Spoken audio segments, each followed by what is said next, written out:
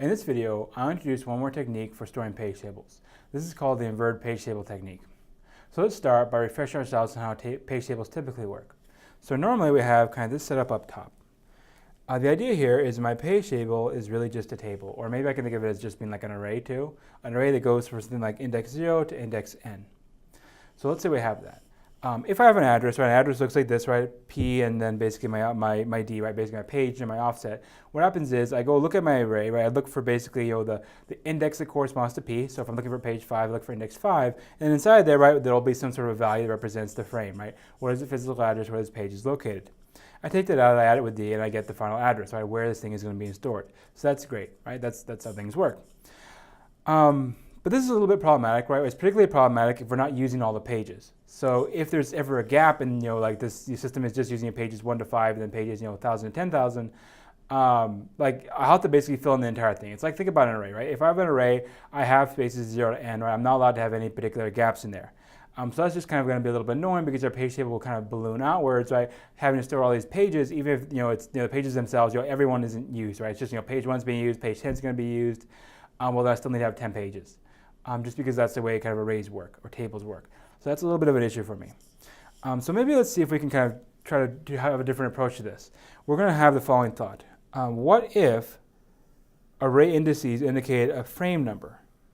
So now we're saying is that the little, each thing here, right, is basically a number, right? Each of these has a little index, right? An index is a number. Those numbers could actually mean something. Right now they're just kind of page numbers, right?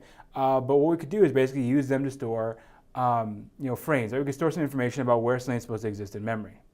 So let's take a look at the diagram below. This is for an inverted page table. So now things are going to be a little bit different. I have still basically my logical address, and I have kind of this first info on process ID, comma, the page number. We can kind of just blend those together for a second.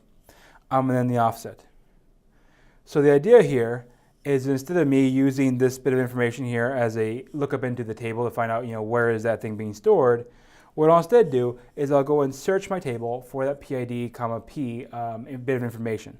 So let's say I'm looking up an address here, I'll find it over here. Note again that I have to do a search. I can't just jump to the particular index, I have to do a search for it. So let's say I search for it, right, I get to that index over here. What happens is that once I've found I'm looking for, right, that right page for that right process ID, what I can do is then I can look at the index that I found it at. Right? Normally we're used to using indexes as that's the thing I know, and then I go and I look up what's there. Here we're saying that I just search for it because I don't know what index it's at, and then once I find it, then I'm going to look at the index value, and that value has meaning. So here that value is indicated as I. So I in this case will basically be a frame. So that'll be the location in main system memory where the thing's being stored. So in that case where I can add I, right, the index in the array where I found the process page ID pair to the offset, right, and then I get the address in the overall system, right? Then I get the thing that's basically over here with my main RAM over here, right? So I'm inverting it, right? I'm actually using that index, right, to store my, my frames in memory. So this is kind of a different way of looking at things. So is there any downside to this? And we'll kind of spoil a couple of the questions here. Well, actually, you can think about it for a second. Is there downsides? And there is a little bit of one in that basically it obligates us to use memory contiguously. So there is a thought here, right, that basically if I have, my array, right, has to go from 0 to n, right, no matter how I use it, right, it has to go from 0 to n. What that basically means, right, is that I'm going to have to use, right, on this side, these as kind of contiguous frames. So the frame 0, frame 1, frame 2, frame 3, right, because my indices into this array, those are representing specific frames that are out there. I need to basically use them all in order, right? I can't skip over a frame, right? Because it's like, well, that's how the indexing scheme works. The indexing scheme says that these particular indexes of this array correspond to a particular frame, right? So I need to use this one after another. So I am obligated to that, right? Now that's a potential downside. But one thought here, right, is that maybe it's going to still be okay. The reason being, right, is that for frames, I am fine basically to use them all, right? I don't really care what goes there, and I know that basically I can start at frame 0 and I can just go forward 1, 2, 3. Right? I don't really care what ends up there, right? It can be whatever it is, right? At the end of the day, I don't care what I put there. And I'm certainly going to want to use all of them, right? That's what I want to do is I want to maximize how much memory I use. So it's fine for me there, right? Basically to use them one after another, right? To use them kind of densely and to use them contiguously. Just do them all.